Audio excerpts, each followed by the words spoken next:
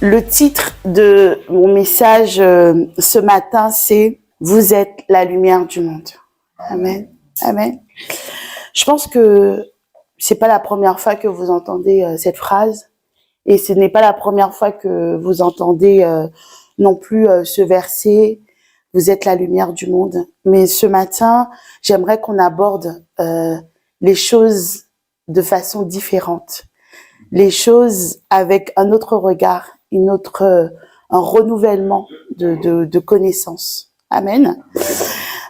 Pour cela, on va prendre Matthieu 5 à partir du verset 13. Le contexte de ce verset, c'est que Jésus donc s'adressait au peuple, et tout avant effectivement ce verset où il dit vous êtes le sel de la terre, en fait il va parler, il y aura plusieurs plusieurs phrases où il va dire heureux ceux qui ont soif et faim du Seigneur, de justice, parce que ils verront Dieu. Amen. Et juste après, donc on a cette lecture. Donc on va lire Matthieu 5, verset 13 à partir jusqu'au verset 16. Est-ce que quelqu'un peut me faire la lecture? Vous êtes le sel de la terre, mais si le sel perd sa valeur, sa saveur, avec quoi la lui rendra-t-on? Il ne sert plus qu'à être jeté dehors et foulé aux pieds par les hommes. Vous êtes la lumière du monde. Une ville située sur une montagne ne peut être cachée. Et on allume pas une lampe pour la mettre sous le boisseau, mais on la met sur le chandelier, et elle éclaire tous ceux qui sont dans la maison. Et votre lumière luise ainsi devant les hommes, afin qu'ils voient vos bonnes œuvres et qu'ils glorifient votre Père qui est dans les cieux. Amen. Amen. Quand le Seigneur du coup m'a donné cette parole, j'ai dit Seigneur, qu'est-ce que je vais dire? Oui, effectivement, on est la lumière du monde, on doit donc apporter cette lumière qui est donc ta parole auprès effectivement des hommes, auprès de nos proches, auprès de notre famille, parce que nous avons reçu la lumière. Amen. Et le Seigneur, donc après avoir lu ce verset, m'a donc envoyé au commencement. Et dans Genèse 1, il dit, au commencement, Dieu créa les cieux et la terre. La terre était informe et vide. Il y avait des ténèbres à la surface de l'abîme et l'Esprit de Dieu se mouvait au-dessus des eaux. Dieu dit que la lumière soit et la lumière fut. Dieu vit que la lumière était bonne et Dieu sépara la lumière avec les ténèbres. Amen. On va reprendre le verset 3. Dieu dit que la lumière soit et la lumière fut. On va le dire ensemble. Dieu dit que la lumière soit et la lumière fut. Amen. Et quand il m'a renvoyé au commencement et le Seigneur me disait, quand je suis venue et que au commencement, j'ai amené la lumière. Amen. Amen. Et nous savons que la lumière, c'est Dieu. Nous savons que la lumière, c'est Christ. Nous savons que la lumière, c'est Jésus. Amen. Et avant de pouvoir commencer toute chose, parce qu'il dit bien que la terre était informe et vide et il y avait des ténèbres à la surface de l'abîme. Amen. Et il a fallu que, avant que Dieu commence en fait la création, il a fallu qu'il emmène quoi? La lumière. Et qu'est-ce que la lumière? C'est la vérité, c'est la parole de vérité. Amen. Amen. Il fallait qu'il commence par cela pour pouvoir débuter toute chose, pour pouvoir commencer la création. Il fallait qu'il amène la vie, il fallait qu'il amène la vérité pour que effectivement pour chasser les ténèbres qui se mouvaient. Amen. Amen. Et c'est pour ça qu'il est important effectivement de comprendre pourquoi on est lumière. Et c'est pour ça qu'il est important de partir au commencement, à la genèse des choses, pour comprendre pourquoi Dieu nous dit, pourquoi là Jésus dit qu'on est la lumière du monde. Amen. Et il ne faut pas oublier que Christ dit, je suis la lumière du monde. Amen. Je suis la lumière du monde. Je suis le chemin, la vérité et la vie. Amen. Donc maintenant, ce n'est plus nous qui vivons, mais c'est Christ qui vit en nous. Amen. Et parce que Christ vit en nous, nous sommes devenus lumière. Amen. Amen. Parce que Christ vit en nous, nous avons cette lumière pour éclairer. C'est-à-dire quoi? Nous avons la vérité. Amen. C'est comme si avant, nous étions des bougies. Ok? C'est comme si l'homme représente une bougie. Et on sait que une bougie, bah après, on a ce qu'on appelle une mèche. Et si on n'allume pas, en fait, cette mèche, il n'y a pas de lumière. On est d'accord? C'est-à-dire qu'une bougie, est-ce qu'une bougie représente la lumière? Est-ce que la mèche de la bougie représente la lumière? Amen. Il faut un contact. Amen. Il faut une flamme pour allumer cette bougie. Amen. Donc, il faut savoir qu'aujourd'hui, nous sommes la lumière parce que Christ nous a allumés. Amen. Amen. Nous sommes la lumière parce que Christ est venu et nous a apporté cette lumière. Amen. Et donc, c'est important de comprendre quel est son commencement. Pourquoi nous sommes appelés lumière? Amen. Pourquoi aujourd'hui il nous demande d'être la lumière du monde? Pourquoi aujourd'hui il nous demande effectivement de pouvoir briller auprès des autres? Parce que effectivement, c'est important à ceux qui l'ont reçu. Il a donné le pouvoir de devenir enfant de Dieu. Et si ton Père est lumière, forcément tu es lumière. Amen. Et parce qu'il nous a donné ce pouvoir de devenir enfant de Dieu et qu'il nous a connectés à lui. Amen. Amen. C'est une connexion qui s'est faite. Amen. Amen. On ne peut pas, effectivement, nous on est des bougies simples, mais Dieu est venu et il nous a allumés. Amen. Ce que j'aime beaucoup, c'est dans Matthieu 5, verset 13, qui dit, vous êtes le sel de la terre, mais si le sel perd sa saveur, avec quoi la lui rendra-t-on? Il ne sert plus qu'à être jeté dehors et foulé aux pieds par les hommes. Quand je lis ce verset, et je dis, mais Seigneur, concrètement, qu'est-ce que tu veux nous dire? Qu'est-ce que tu es en train de nous dire? Quelle est la révélation derrière ce verset? Tout simplement, vous savez, le sel, déjà, je ne sais pas si vous vous rendez compte, parce que aujourd'hui, quand on regarde dans toutes les cuisines, dans tous les ménages, il y a un pot de sel. Il y a du sel qui est là dans la cuisine, effectivement. Quand on va dans un supermarché ou quoi que ce soit, le sel est à la portée de tous. Alors que au temps où Jésus parlait, c'était une denrée rare. Le sel était une denrée très rare, en fait. D'accord? Donc, déjà, il était important de pouvoir situer et dire que, déjà, vous êtes spécial, vous êtes une denrée rare et vous êtes unique. C'était important pour lui qu'on puisse le savoir, en fait. Connaître réellement notre identité à chacun. Ok. Et il dit, mais si le sel perd sa saveur. Amen. Et en fait, et tu dis, mais comment le sel peut perdre sa saveur? Là, clairement, j'ai envie de dire, mais c'est impossible. Le sel, il est là effectivement pour apporter de l'assaisonnement, du goût, en fait, dans les aliments, etc.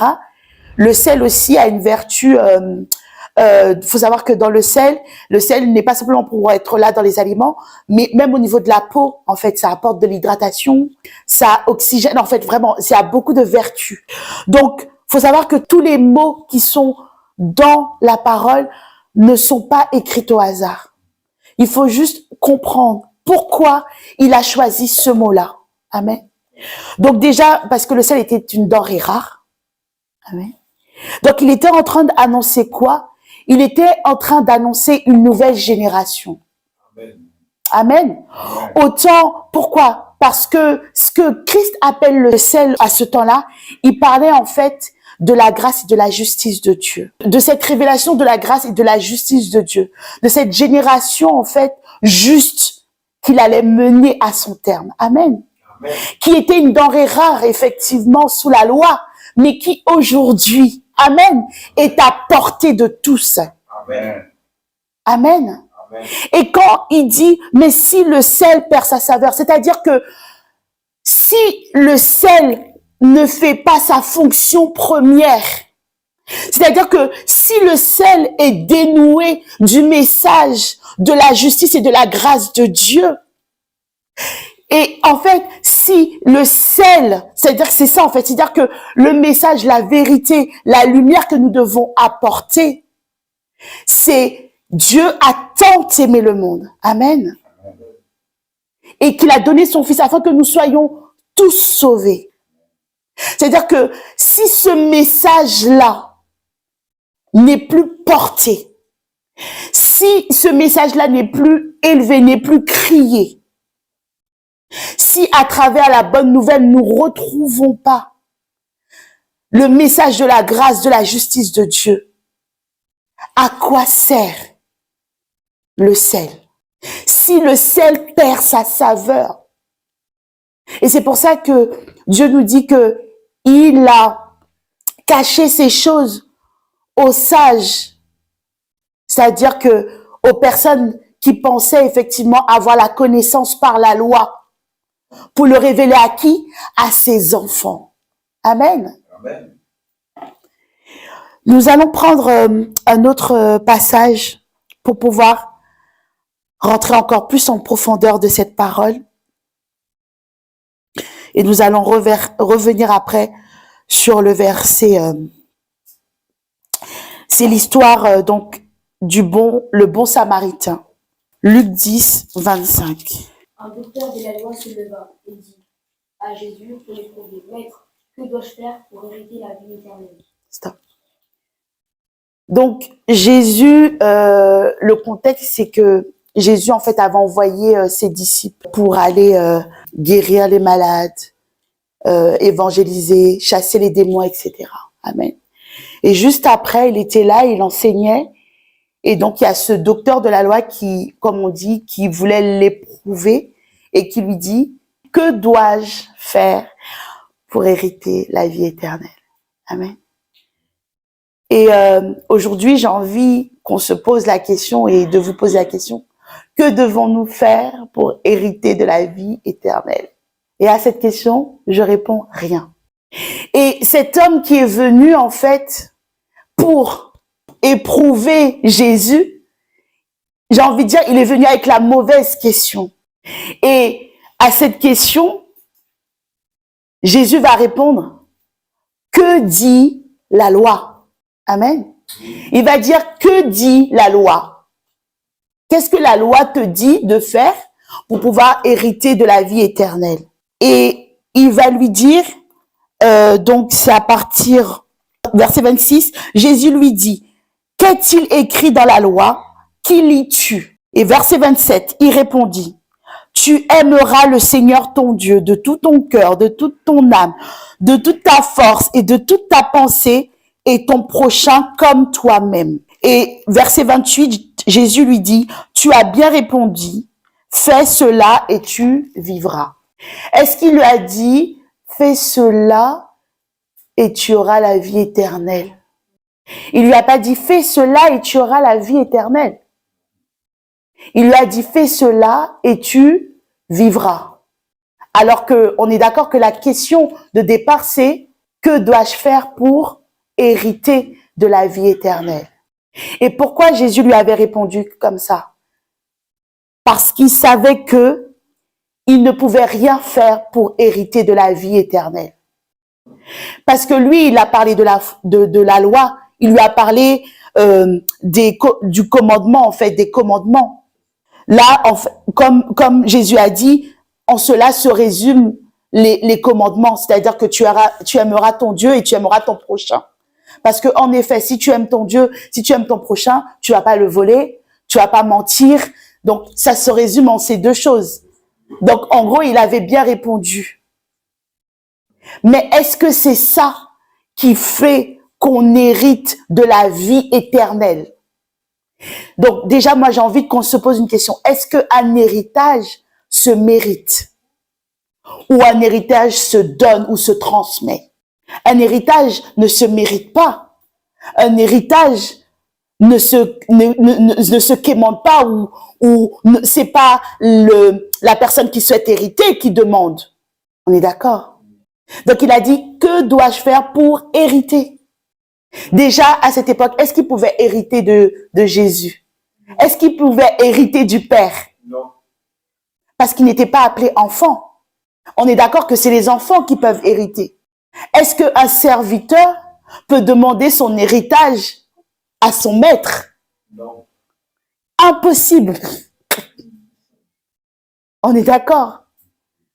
Et même si le maître souhaite que le serviteur hérite de quelque chose, c'est du bon vouloir du maître. Ce n'est pas au serviteur de demander au maître comment dois-je faire pour hériter. On est d'accord. Il n'a pas sa part à l'héritage. Donc, Christ lui dit, mais comme tu parles de la loi, effectivement, c'est bien ce que tu dis. Ça te permettra de vivre avec les autres. Amen. Amen.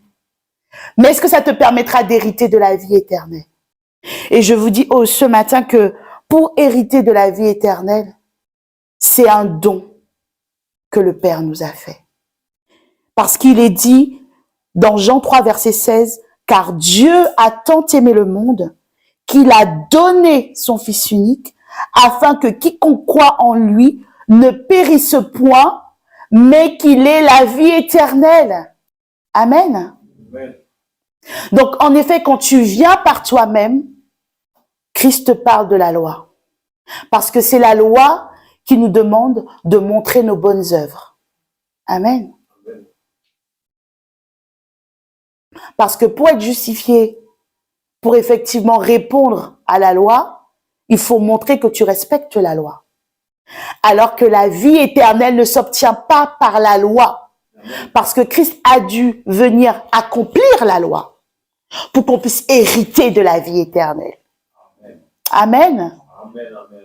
Et nous connecter à lui. Et c'est pour ça qu'il dit qu'on est la lumière du monde. Parce qu'une fois qu'il a accompli cela, il nous a pas laissé orphelins, il nous a connectés à lui. Il nous a envoyé le Saint-Esprit qui vit en nous. Amen. Et nous sommes l'œuvre achevée de Christ. Donc voilà, nous sommes la lumière du monde. Parce qu'effectivement, souvent, quand on dit « vous êtes la lumière du monde », on pense à quoi? Rapidement, quickly, comme ça. On dit quoi? Je dois être la lumière du monde, je dois faire quoi? Je dois montrer le bon exemple. N'est-ce pas? Je suis la lumière du monde parce que je dois montrer le bon exemple. Parce que je dois aller parler de Christ. Mais est-ce qu'on peut parler d'une personne qu'on ne connaît pas? Amen. Amen. C'est en cela que le ciel peut perdre sa saveur. Est-ce qu'on peut parler de quelque chose qu'on ne connaît pas? Est-ce qu'on peut témoigner d'une personne si cette personne, on ne la connaît pas? Des fois, on peut arriver devant, une personne peut être devant un tribunal et on demande à quoi? Des témoignages de ses proches par rapport à la vie, au comportement de la personne. Mais si tu connais pas une personne, est-ce que tu peux témoigner de cette personne? C'est pour ça que Jésus dit, je suis le chemin, la vérité et la vie. Je suis la lumière du monde. Vous êtes la lumière du monde. Amen.